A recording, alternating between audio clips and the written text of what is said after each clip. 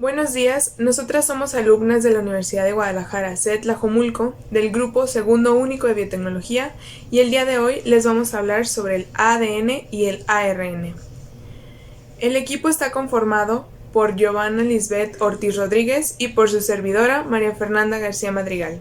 Comencemos. El estudio de todos los seres vivos siempre debe comenzar desde el conocimiento de los componentes moleculares que lo estructuran. Estos componentes moleculares son las que se conocen como las biomoléculas o las moléculas de la vida. Las moléculas de la vida son fundamentales porque, como su nombre lo indica, constituyen a todos los seres vivos que habitan este planeta Tierra. Estas biomoléculas generalmente se encuentran constituidas a partir de 6 elementos químicos: carbono, hidrógeno, nitrógeno, fósforo, oxígeno y azufre. Como se puede observar en la siguiente imagen que está aquí a mi lado, las biomoléculas se dividen en 4 grandes grupos: los carbohidratos, los lípidos, las proteínas y los ácidos nucleicos, que serán de los que hablaremos a continuación.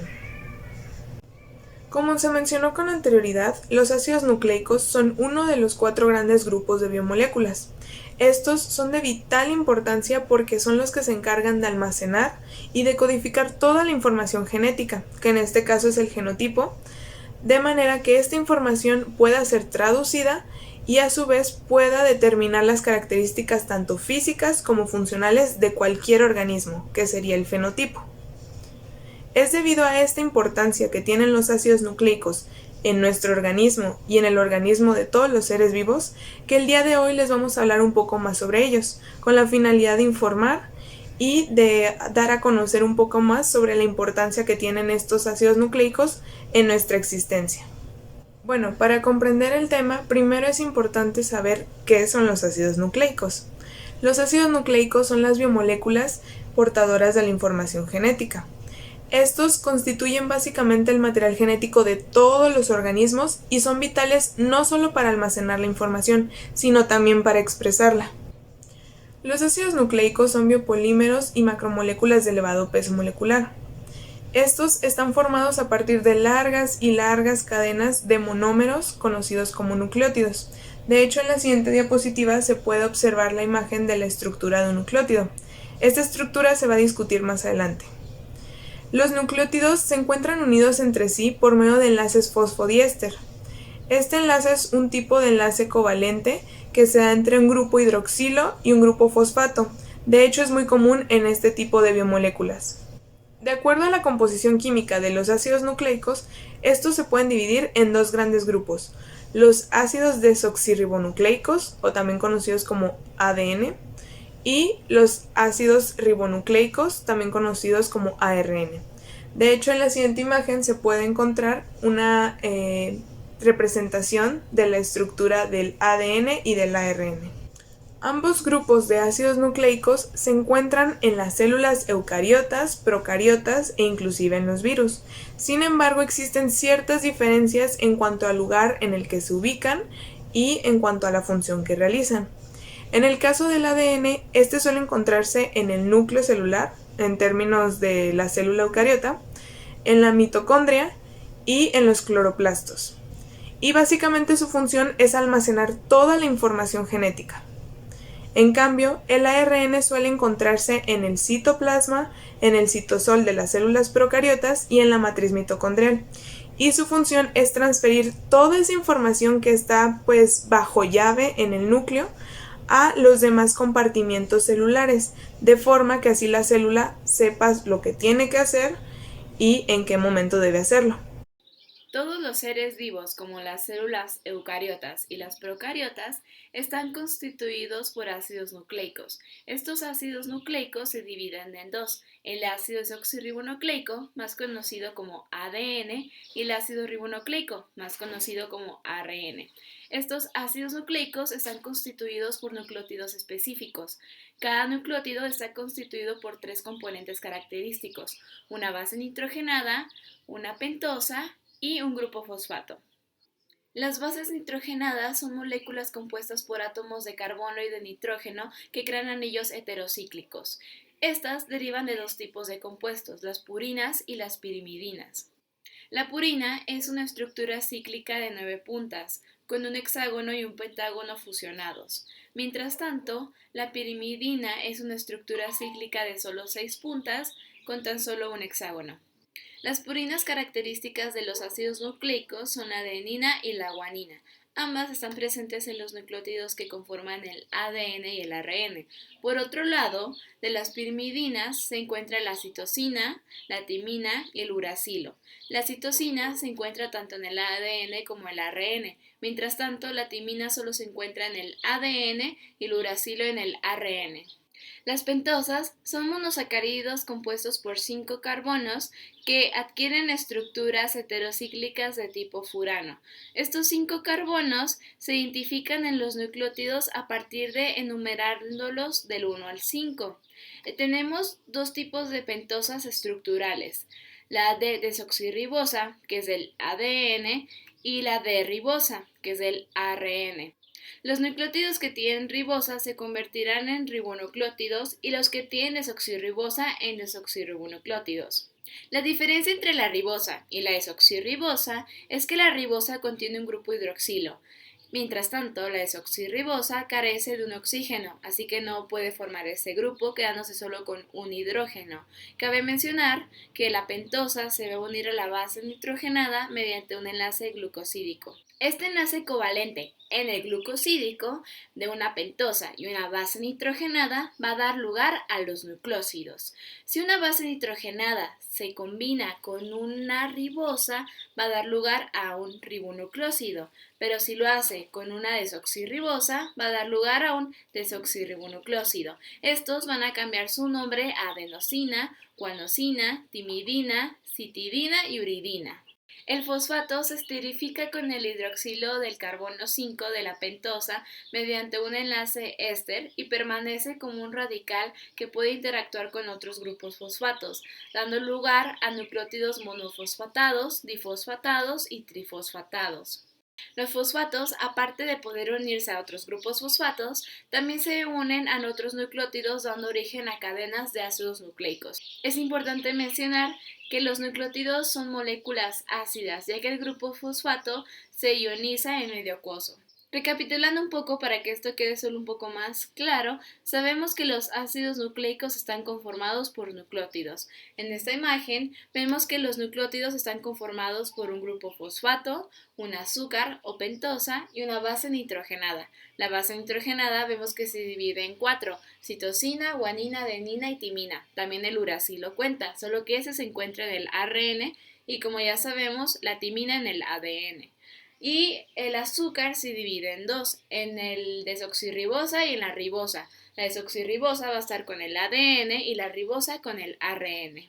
Bien, ahora hablaremos de la estructura de los ácidos nucleicos.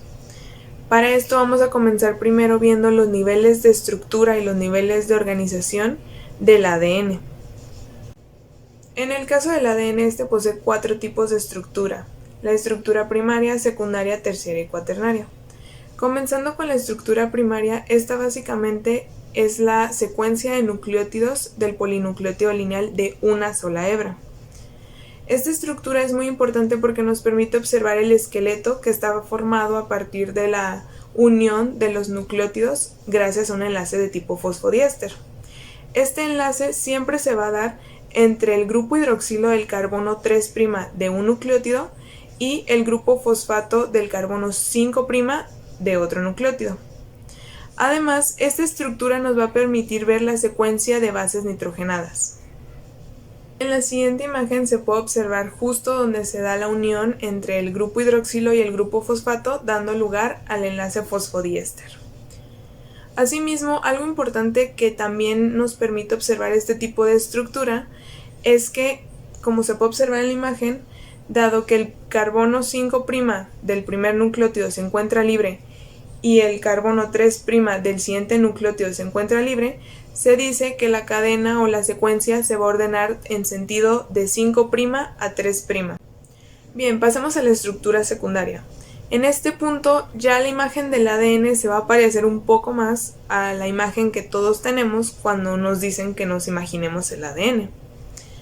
La estructura secundaria se basa mucho en el modelo de la doble hélice establecido por James Watson y Francis Crick. En esta estructura secundaria, el ADN va a constar de dos cadenas helicoloidales que van a girar alrededor de un eje de simetría imaginario, ya sea en sentido dextrógiro o libógiro. Aunque si nos centramos estrictamente hablando solo en el modelo de la doble hélice de James Watson y Francis Crick, la doble hélice giraría en sentido dextrógiro. Esta doble hélice consta de dos partes, una parte hidrofílica y una parte hidrofóbica. La parte hidrofílica va a corresponder básicamente a la columna desoxirribosafosfato, la cual pues se genera a partir de los enlaces de tipo fosfodiéster entre cada uno de los nucleótidos.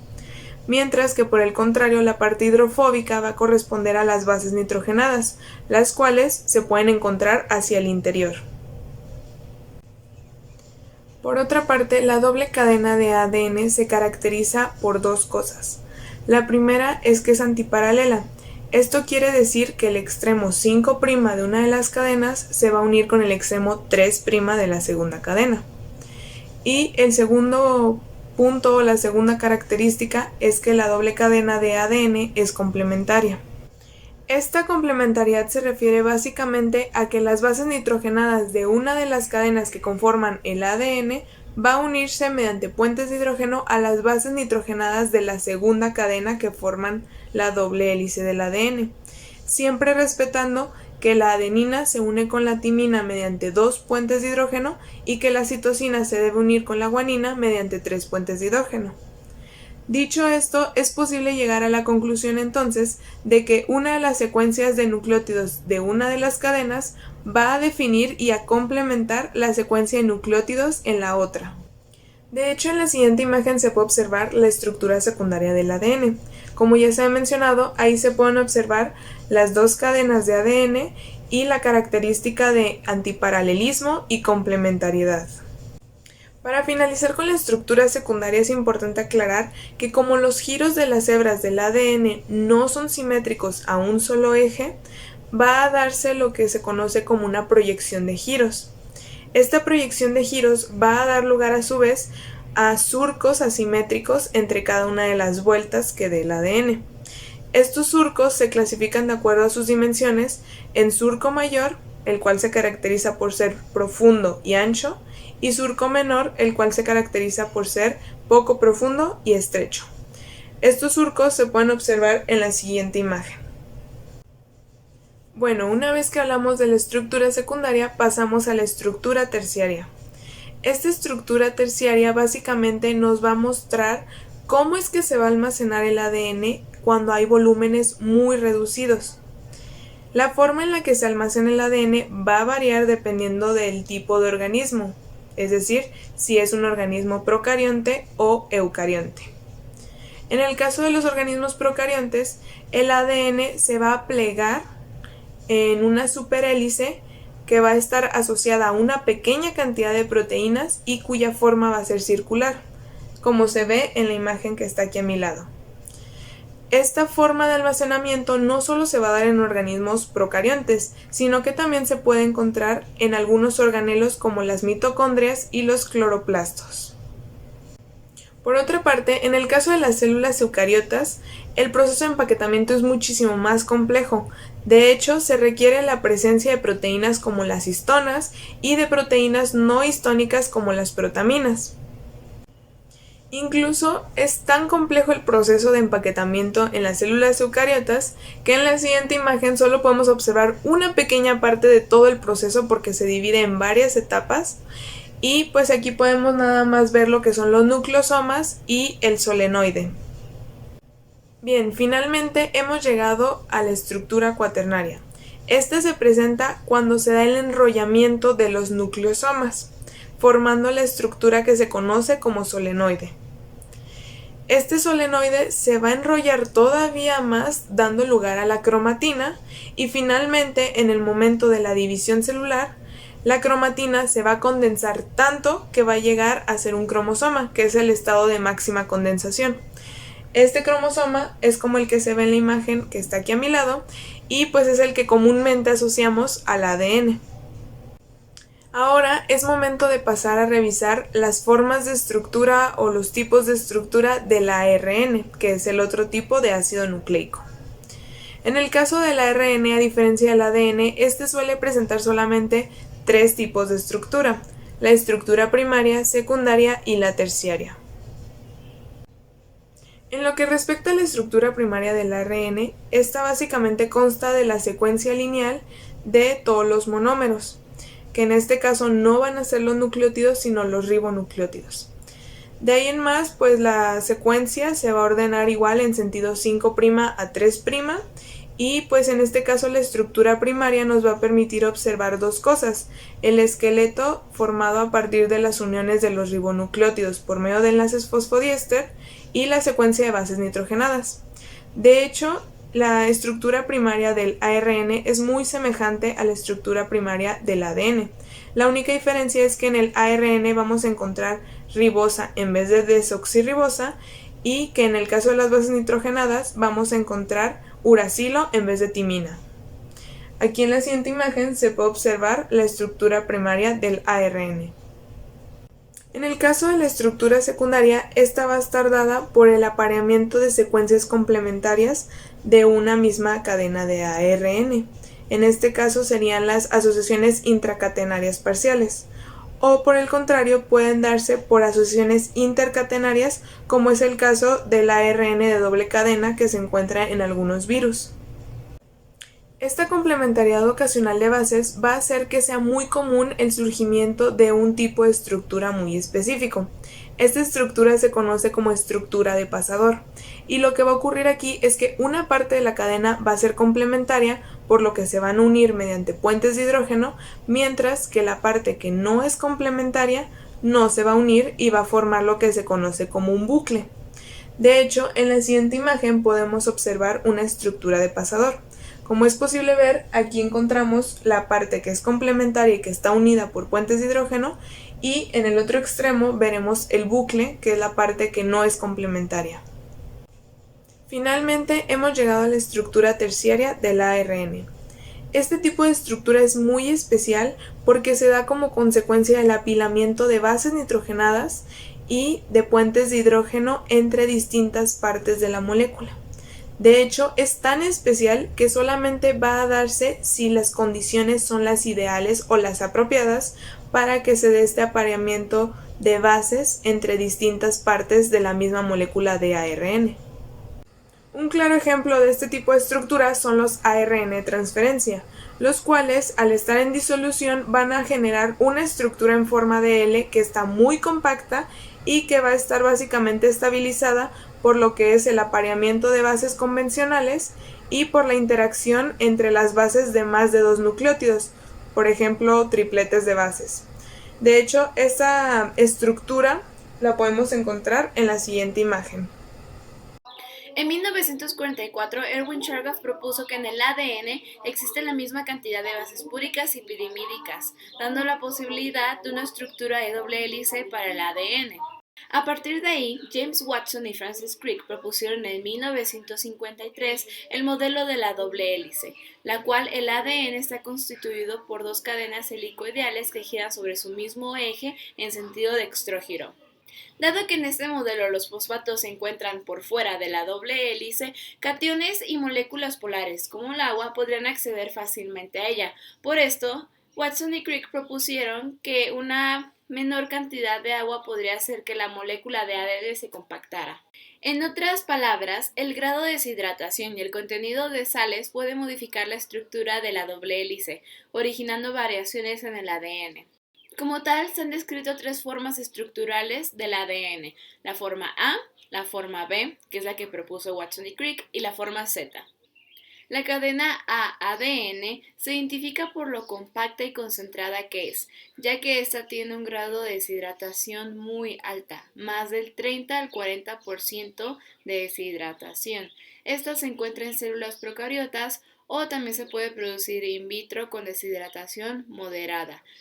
Esta contiene una doble hélice más estrecha, más ancha y más corta que la del BADN. Tiene 11 pares de bases por vuelta y el surco mayor es profundo y estrecho mientras el menor es más amplio. Aparte, no hay ningún tipo de espacio para moléculas de agua. La forma BADN es la que fue propuesta por Watson y Crick y la que mayoría de nosotros pensamos cuando nos dicen sobre el ADN. Esta estructura es predominante en el ADN cromosómico, tiene un grado de deshidratación menor al 10%, tiene una doble hélice dextrógira en la que se presenta su mayor parte de ADN dentro de las células eucariotas, cuenta con 10.4 pare bases por vueltas y su surco mayor es ancho y medio profundo mientras el menor es estrecho. La cadena ZADN tiene una estructura singular de zig-zag, pues de ahí el nombre. Esta se encuentra en zonas con abundantes enlaces de citosina y guanina. Aunque su función biológica aún no es totalmente comprendida, se cree que está relacionada con la regulación de la expresión génica. Esta cuenta con un menor porcentaje de deshidratación. Como puedes ver, está muy compactada. Tiene una doble hélice naturalmente levógira y es más estrecha y larga que la BADN. Tiene 12 pares de bases por vuelta y su surco mayor es plano y sin profundidad, mientras el surco menor es más estrecho y profundo. El ADN mitocondrial o el de las células procariotas se encuentra en forma circular, sin extremos, donde no hay interrupción de los enlaces fosfodiésteres. Es posible encontrar el ADN circular en una estructura relajada o súper enrollada. El superenrollamiento se produce debido a la acción de las enzimas topoisomerasas, permitiendo la compactación del ADN para que ocupe un menor espacio en la célula. Ahora vamos a conocer un poquito más sobre el ácido ribonucleico. Bueno, ¿y qué es el ARN? El ARN es el otro tipo de ácido nucleico que sintetizan las células. Este consta generalmente de una sola hebra. ¿Y por qué digo generalmente? Bueno, pues es que en los genomas de algunos virus podemos encontrar el ARN en su forma de doble cadena. El ARN generalmente surge como consecuencia de la polimerización de los ribonucleótidos, los cuales se van a encontrar unidos mediante enlaces de tipo fosfodiéster en dirección 5' a 3', al igual que el ADN. Estos ácidos nucleicos suelen encontrarse en conformaciones lineales o cerradas con tallos y bucles, los cuales van a surgir como consecuencia de la complementariedad de bases de algunas porciones de la molécula. De hecho, esto que se habla de los tallos y de los bucles ya se había mencionado anteriormente en la estructura secundaria del ARN con la estructura de pasador. Y en la siguiente imagen podemos observar pues una estructura lineal del ARN. El ARN se encuentra en células eucariotas, procariotas y virus. Incluso en algunos virus, el ARN representa el único material genético que estos poseen. Asimismo, este tipo de ácido nucleico es muy importante porque realiza muchas funciones que son vitales e imprescindibles para la célula. Algunas de ellas son que dirigen todo lo que son las etapas intermedias de la síntesis de proteínas, que regulan la expresión génica, que permiten que la información genética sea comprendida por la célula y finalmente algunos ARN poseen incluso actividad catalítica. En la siguiente imagen se puede ver un ejemplo que nos va a permitir entender un poquito más la importancia tan grande que tiene el ARN. Como se puede observar aquí en esta imagen, el ADN se representa como un manual para hacer muebles, mientras que el ARN resulta ser la fotocopia de ese manual y va a ser quien va a llevar esas fotocopias a la célula para que pueda tener las instrucciones necesarias. Y al final, la proteína va a ser ya el mueble terminado. De hecho, es tan importante el ácido ribonucleico y realiza tantas funciones que existen muchos tipos de ARN. Es por eso que se dice que el ARN es 10 veces más abundante que el ADN en una célula eucariota. En cuanto a la estructura del ARN, esta es muy similar a la del ADN. Sin embargo, existen 3 características principales que hacen que el ARN sea diferente del ADN. La primera característica es que el ARN es monocatenario, es decir, posee una sola cadena. Esto es de forma general, aunque como ya había mencionado, en algunos virus el ARN posee 2 cadenas. La siguiente característica es que en cuanto a las bases nitrogenadas, la diferencia vital entre el ADN y el ARN es que el ARN contiene uracilo en vez de timina. De ahí en más la complementariedad es muy igual, es decir, la adenina con el uracilo, la citosina con la guanina. La tercera y última característica es que la pentosa que forma parte de los ribonucleótidos del ARN es la ribosa. La ribosa es una aldopentosa cíclica que es soluble en agua. Esta se va a encontrar en lugar de la 2-desoxirribosa, que es la que se encuentra en el ADN. Cabe destacar que la presencia de ese grupo hidroxilo extra de la ribosa en el carbono 2' va a hacer que el ARN sea una molécula químicamente muy inestable porque se va a hidrolizar muy rápido. Además, le va a dar mayor laxitud a la hebra en comparación a las hebras del ADN.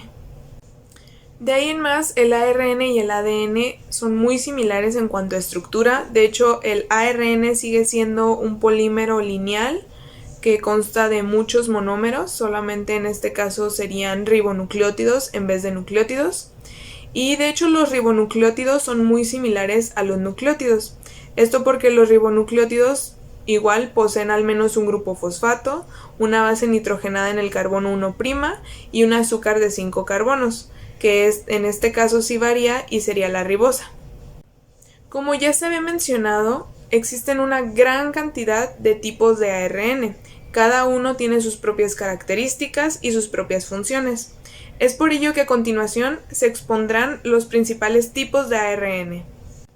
El primer ARN a discutir es el ARN heterogéneo nuclear, o por sus siglas ARN-HN. Este es un ARN de alto peso molecular. Se localiza en el núcleo y resulta o se considera el producto inicial de la síntesis de la ARN polimerasa durante la transcripción. En las células eucariotas, este tipo de ARN va a actuar como un precursor de todos los demás tipos de ARN que podremos encontrar en el citoplasma. De hecho, su fragmentación para generar otro tipo de ARN va a suponer el proceso que se conoce como maduración. En este proceso lo que se va a hacer es que se van a eliminar los intrones y se van a pegar de alguna forma los exones, de forma que al final vamos a obtener un ARN maduro y listo para que realice su función. De hecho, en la siguiente imagen se puede ver el ejemplo de la generación de ARN mensajero y podemos observar que primero se obtiene el ARN heterogéneo nuclear, después pasa por el proceso de maduración o splicing y al final obtenemos ya un ARN mensajero maduro y listo para realizar sus funciones. Por el contrario, en el caso de las células procariotas, el ARN heterogéneo nuclear no va a sufrir ningún proceso de maduración ni ninguna modificación post-transcripcional, sino que va a servir como un molde directo para la síntesis de proteínas. Bien, el siguiente tipo de ARN es el ARN mensajero o ARNM.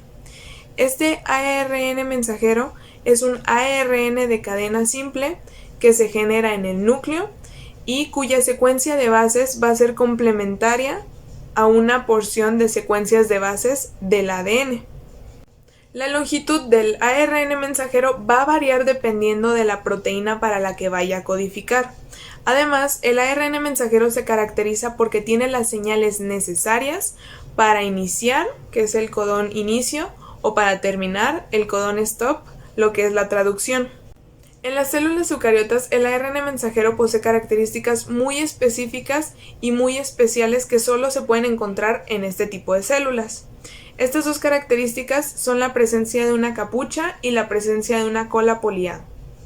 La capucha, o también conocida como cap, se encuentra en el extremo 5' de la cadena y es una guanina modificada, mientras que la cola poli-A se encuentra en el extremo 3' y es una cadena de poliadeninas cuya longitud es variable. Ambas características, tanto la cola poli-A como la capucha, son de vital importancia, ya que cuando el ARN mensajero sale del núcleo, comienza a ser atacado por las nucleasas. Es aquí donde la cola poli-A y la capucha lo protegen. De esta forma aseguran que el ARN mensajero pueda vivir más tiempo en el citoplasma para que pueda ser traducido por los ribosomas. En la siguiente imagen es posible observar el ARN mensajero en las células eucariotas. Como ya lo había mencionado, en el extremo 5' vamos a encontrar la cap y en el extremo 3' vamos a encontrar lo que es la cola poli-A. Además, presenta un codón de inicio y un codón stop. La principal función del ARN mensajero es servir como molde para la síntesis de proteínas. Esto porque el ARN mensajero posee toda la información genética necesaria para sintetizar uno o varios polipéptidos. Además que no solo es esencial por eso, sino que es que gracias al ARN mensajero es que la información puede ir del núcleo hasta el citoplasma, que es donde se requiere para hacer la síntesis de proteínas. Además de todo esto, el ARN mensajero es esencial porque es quien va a determinar la secuencia de aminoácidos que van a formar esa proteína.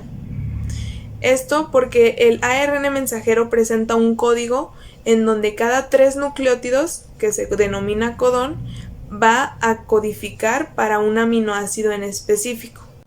En los eucariontes, el ARN mensajero es monocistrónico. Esto quiere decir que solo va a codificar para una proteína. En cambio, en los procariontes, el ARN mensajero es policistrónico, es decir, codifica para más de una proteína. El siguiente ARN es el ARN ribosomal o ARNR. El ARN ribosomal se considera la variante de mayor peso molecular. Este tiene un tamaño y una conformación constante en las células de un mismo organismo. Además, se considera que el ARN ribosomal representa más del 50% del ARN celular total.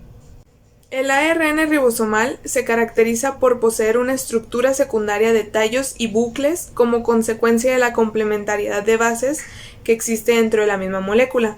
De hecho, en la siguiente imagen se puede observar la estructura secundaria con los bucles y con los tallos. Este tipo de ARN es de vital importancia ya que es un componente fundamental de los ribosomas. Los ribosomas son estructuras intracelulares que poseen 2 subunidades. La subunidad mayor, que es donde vamos a encontrar los 2 sitios de enlace para 2 moléculas de ARN de transferencia, y además el sitio catalítico, que es donde se van a unir los aminoácidos, y una subunidad menor, que es donde está el sitio de enlace para el ARN mensajero, para el ARN de transferencia de inicio, y un conjunto de proteínas que son las encargadas de ensamblar el ribosoma. Todo lo que mencioné anteriormente es importante porque los ribosomas son el sitio donde se van a sintetizar las proteínas. Entonces, la importancia del ARN ribosomal radica en que si no existe, no podrán existir los ribosomas y por ende no se podrá llevar a cabo la síntesis de proteínas.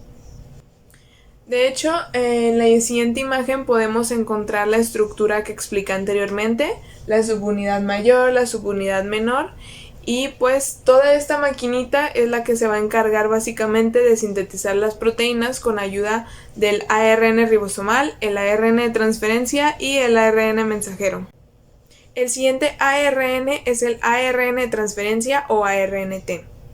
El ARN de transferencia se encuentra en todas las células y consta de 75 a 90 nucleótidos, lo que lo convierte en la variante de ARN más pequeña.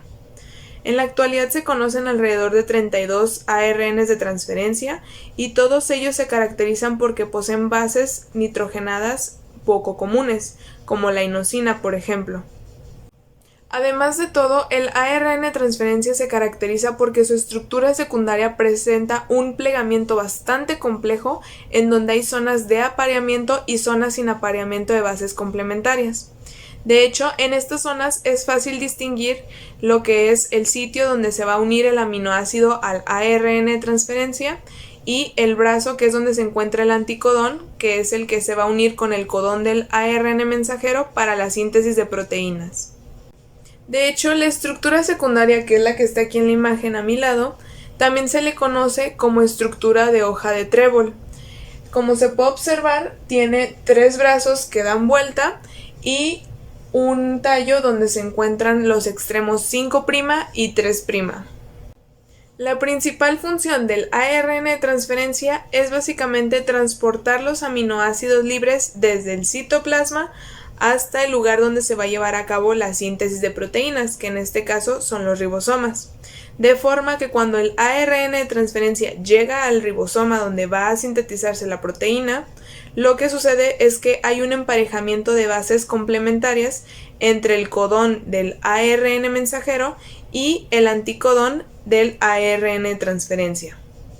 Gracias a este emparejamiento de bases complementarias entre el codón del ARN mensajero y el ARN de transferencia, se asegura que estén llegando los aminoácidos que deben llegar para sintetizar la proteína que se requiere en ese momento. El quinto tipo de ARN es el ARN pequeño nuclear o ARN-SN. Este ARN es un ARN de tamaño muy pequeño que se encuentra en las células eucariotas y básicamente se encarga o se encuentra implicado en el proceso de maduración del ARN heterogéneo nuclear.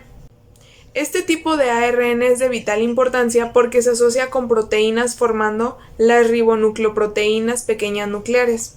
Estas ribonucleoproteínas pequeñas nucleares van a formar un complejo ARN proteína llamado espliciosoma, el cual va a ser como la máquina que se va a encargar de eliminar los intrones durante el proceso de maduración del ARN heterogéneo nuclear. Recordemos que los intrones son fragmentos de un gen que no van a codificar ninguna proteína y por lo tanto no van a aparecer en el ARN mensajero. En la siguiente imagen es posible observar el proceso que se explicó con anterioridad. En la primera parte se puede ver el ARN heterogéneo nuclear intacto, todavía no ha pasado nada. Después podemos ver cómo es que se forma el espliciosoma a partir de la unión del ARN pequeño nuclear y proteínas. Y finalmente podemos observar el proceso de maduración en donde se eliminan los intrones y ya solo se dejan las partes que sí van a codificar un aminoácido para poder sintetizar de esta forma la proteína. El último tipo de ARN que se va a explicar corresponde a las enzimas de ARN, o también conocidas como ribosimas. Estos tipos de ácidos ribonucleicos actúan o funcionan como catalizadores biológicos, de forma que al igual que una enzima, poseen un sitio activo, un sitio de unión para el sustrato y un sitio de unión para el cofactor, que en este caso suele ser un ion metálico. Un claro ejemplo de este tipo de ARN son todos los ARN pequeños nucleares que están involucrados en la maduración del ARN heterogéneo nuclear. Además del ejemplo anteriormente mencionado, otro claro ejemplo de las enzimas de ARN es el que se encuentra en la imagen que está aquí a mi lado. Este corresponde a una ribosima en cabeza de martillo. Se caracteriza por poseer una ribosima que va a cortar el enlace fosfodiéster del sustrato. De hecho, en la imagen se puede observar que el sustrato, en este caso, es el ADN. Replicación del ADN. Este es uno de los procesos biológicos celulares más relevantes de la replicación del ADN. Esta molécula guarda información genética y tiene la capacidad de formar copias de esta para conservarla. La replicación se lleva a cabo en la fase de síntesis del ciclo celular, logrando transferir la información genética de una célula a otra. Antes de entrar al proceso, voy a explicar algunas características de la replicación. Una es que es semiconservadora. Se refiere a que en cada replicación una molécula de ADN recién sintetizada conserva una de las cadenas originales. 2. Es bidireccional. La replicación de ADN eucariotas es bidireccional ya que a partir del sitio de origen se sintetizan las dos cadenas en ambos sentidos, con dos puntos decreciente que forman lo que se conoce como horquillas de replicación. En organismos eucariotes, debido al gran tamaño del ADN, existen múltiples orígenes de replicación, por lo que la replicación se le considera multifocal. En procariotas, los cromosomas de bacterias y virus existe un origen único de replicación, por lo que la molécula de ADN, la replicación es monofocal. Tercera, es discontinua. La replicación siempre se produce en sentido 5-3. Este plantea un problema, ya que las cadenas deberán sintetizarse en dirección 3-5. Una de las nuevas cadenas de ADN se sintetizará en forma de fragmentos cortos. Ahora hablaremos un poco de las enzimas participantes. Estas forman la maquinaria de la replicación. La replicación del ADN comprende la participación de varias enzimas que se coordinan para generar una copia casi siempre 100% idéntica a la molécula original. Algunas de estas son la ADN polimerasa. Estas son las principales enzimas en este proceso. Son capaces de sintetizar nuevas cadenas de ADN a partir de una hebra patrón o molde y las unidades estructurales correspondientes. Una característica importante de esta enzima es que añade a nucleótidos en la dirección 5'3 siempre y cuando haya un extremo 3 disponible. Como consecuencia de esto, la dirección en la cual leerá la cadena molde de ADN será 3'5. Helicasa. Esta enzima es encargada de separar las dos hebras del ADN mediante la rotura de puentes de hidrógeno que se establecen entre las bases nitrogenadas de las dos cadenas de ADN. Proteínas de unión a cadena sencilla. Estas no se encuentran aquí en la diapositiva, pero son importantes, ya que evitan la formación de los puentes de hidrógeno entre las dos cadenas separadas por las helicasas y permite que se copien. Topoisomerasas. Son enzimas isomerasas que actúan sobre la topología del ADN. Pueden cortar o formar enlaces fosfodiéster, ya sea una de las hebras o en las dos que forman el ADN. Primasa. Es una enzima que sintetiza pequeños fragmentos conocidos como cebadores o primers, complementarios a un fragmento de ADN. FEN1-RTH1. Esta es encargada de eliminar el cebador de ARN casi al final de la replicación. La ligasa es una enzima que cataliza la formación del enlace fosfodiéster entre nucleótidos contiguos. Y finalmente, la función del pCNA es mantener la ADN polimerasa en contacto con la cadena molde, con la finalidad de que la lea sintetice la cadena complementaria. Ahora vamos a dar a la primera fase de la replicación, que es el inicio. Las zonas en el ADN donde se producen las burbujas de replicación no son aleatorias. Estos sitios son ricos en adenina y timina y son reconocidos por una serie de proteínas llamadas en conjunto proteínas de reconocimiento del sitio de origen. Cada burbuja de replicación posee dos horquillas de replicación, una de las cuales se desplaza hacia la derecha y otra hacia la izquierda. Las dos cadenas del ADN se separan por la acción de la helicasa y se unirá a la cadena de ADN e hidrolizará los puentes de hidrógeno. La apertura de la doble hélice hace que las cadenas simples adquieran inestabilidad, que se compensará por la unión de proteínas estabilizadoras RPA.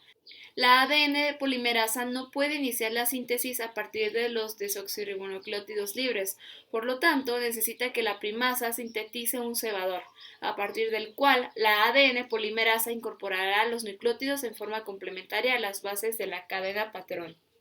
La segunda fase es la elongación. Es el proceso por el cual el ADN polimerasa añade nucleótidos uno por uno complementarios a la cadena molde, a medida que avanza la horquilla, ayudada por el pCNA. Una vez presente en la maquinaria de inicio en la replicación, la horquilla avanza aumentando la tensión por delante de la cadena. Para evitar que esta tensión impida el avance de la horquilla, las topoisomerasas cortarán los enlaces fosfodiéster de la doble hélice y volverán a unirla. Como ya se ha mencionado, la síntesis es diferente en cada una de las hebras de la horquilla de replicación. En la cadena líder, la síntesis se realizará en forma continua y por el contrario, en la cadena retrasada, la síntesis se realizará en forma discontinua. Una de las consecuencias de la síntesis discontinua es que para la síntesis de cada fragmento de Okazaki se requiere un cebador intercalado entre estos fragmentos. Mientras tanto, en el caso de la cadena continua es necesaria la presencia de un solo cebador. La tercera fase es la terminación. El final de la replicación se produce cuando la ADN polimerasa delta llega al extremo del fragmento de ADN. El proceso de terminación consta en completar la síntesis de la cadena retardada y unir los fragmentos de Okazaki. A este proceso se le denomina como maduración. De ahí se necesita unir los extremos resultantes para formar una cadena continua con ayuda de la ligasa. Para que esta maduración suceda, las nucleasas eliminan el cebador de ARN. Un último paso es la replicación de los telómeros. La fase final de la terminación de la replicación del ADN consiste en la replicación de los telómeros de las cadenas de ADN.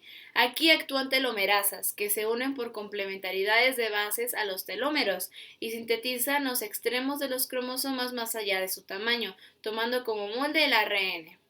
Ahora hablaremos sobre el proceso de la transcripción. El primer paso en la expresión génica es la transcripción, que consiste en la síntesis de una cadena de ARN complementaria a la secuencia de nucleótidos de una de las cadenas de ADN denominada cadena molde, y por lo tanto tiene la secuencia de nucleótidos idéntica a la cadena opuesta al ADN llamada cadena codificadora. La transcripción es el paso previo y necesario para la generación de proteínas funcionales que definen el metabolismo. A este se le llama traducción. en control de la célula y la expresión de la información genética.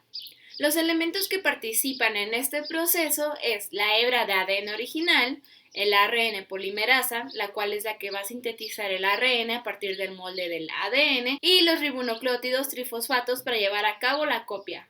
La primera fase es el inicio.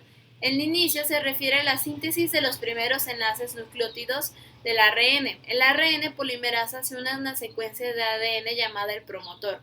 Una vez unida, la ARN polimerasa separa las cadenas de ADN para proporcionar el molde necesario. El inicio termina cuando la enzima comienza a alargar la cadena y abandona el promotor con el complejo de iniciación.